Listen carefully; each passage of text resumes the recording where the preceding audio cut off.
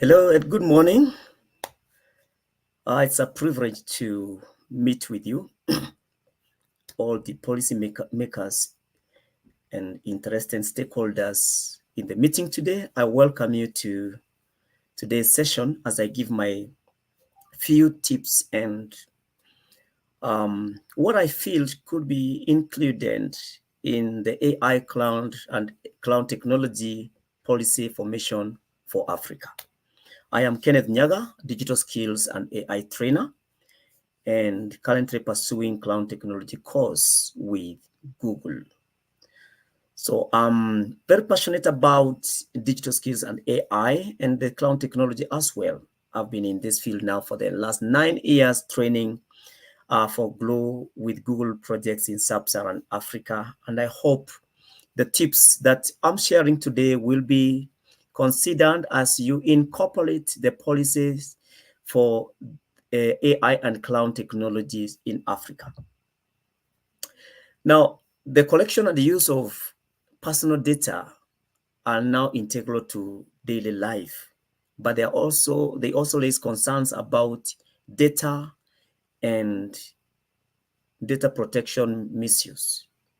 So mostly, if we check in Africa today, most of the AI technologies are dominated by the foreign companies and technologies.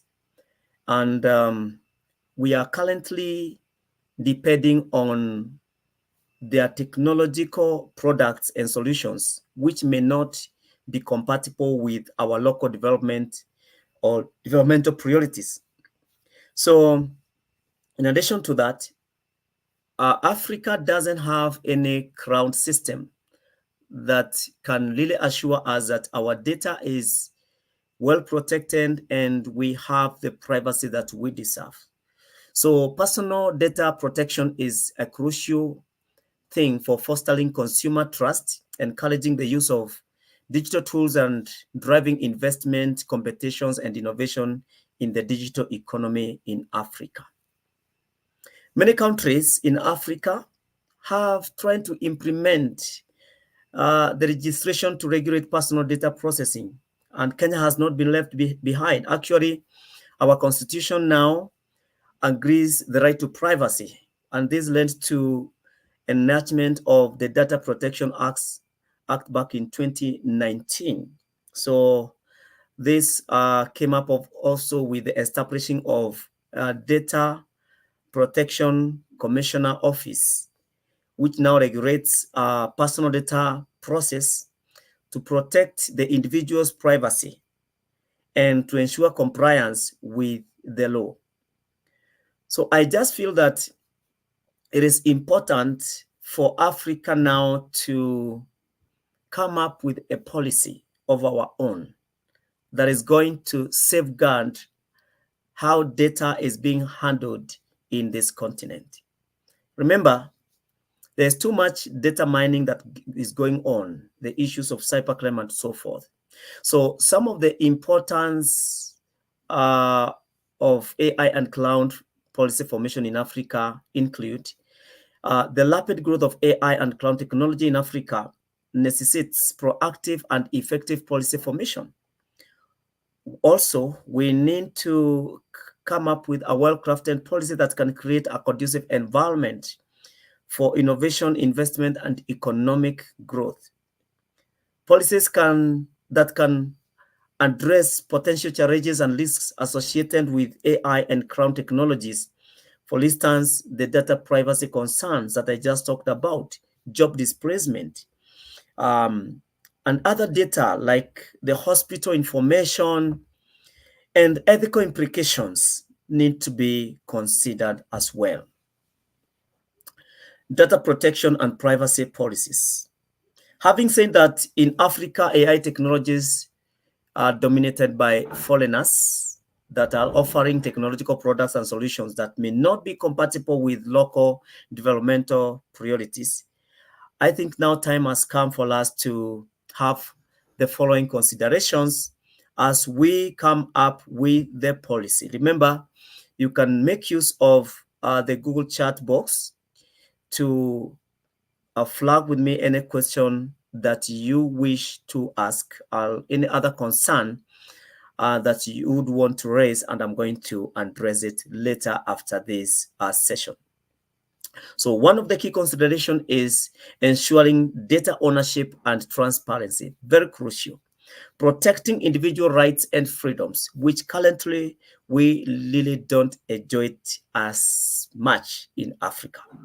Addressing cross-border data flows at the moment is a big challenge. We don't know what is coming in, what is going out, and how it is being used. We don't know the kind of abuse that we may be prone to. Promoting accountability and enforcement. In addition to that, talking about talent development and skills training policies. So we need to integrate AI and cloud skills now into our education curricula so that we can begin now to tap into the minds of the scholars from the earliest stage possible. As they grow into their various professional careers, they understand the importance of data protection and privacy policies. Also, upskilling and reskilling the workforce. Some people have already been outdated because there is too much ignorance in people informing themselves again with the current technologies. Let's not ignore this. Encouraging research and development and fostering collaboration between academia and industry. We've got so many examples, maybe out there, but a few in Africa that have come up with some of these successful policies are like South Africa Digital Skills Program, and also Kenya's Codris Africa. We also have Nigeria, the Tech for Deaf. So all this can be included, and maybe other nations in Africa are encouraged to participate in this policy formation, especially with the help of the African Union Commission. On international cooperation and governance, international cooperation and governance policies for AI and cloud technologies focus on facilitating secure cross-border data flows, and this harmonizes global standards and also promotes joint research and development, which establishes some ethical guidelines for AI and the cloud technology. This builds capacity in developing countries and enhancing cyber security cooperation. The efforts are aiming to create consistent and collaborative global framework for responsible and effective adoption of AI and the cloud technologies.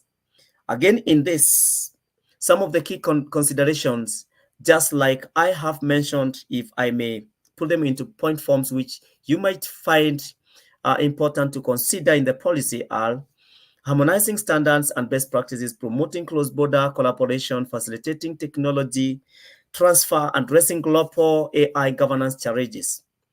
I want to conclude by saying this. Effective AI and cloud policy formation is crucial for Africa's digital transformation. And by addressing these key policy areas and learning from international best practices, African countries can create a conducive environment for innovation and growth. It is essential to involve stakeholders from government, industry, academia, and civil societies in the policy-making process so that we can ensure that policies are inclusive and responsive to the needs of the continent. I propose this initiative and strongly endorse it. And I hopefully some of the tips that I just shared, you'll find them useful to consider them in your next steps coming up with these wonderful policies for our continent. Thank you so much, and looking forward to your feedback soon. Bye.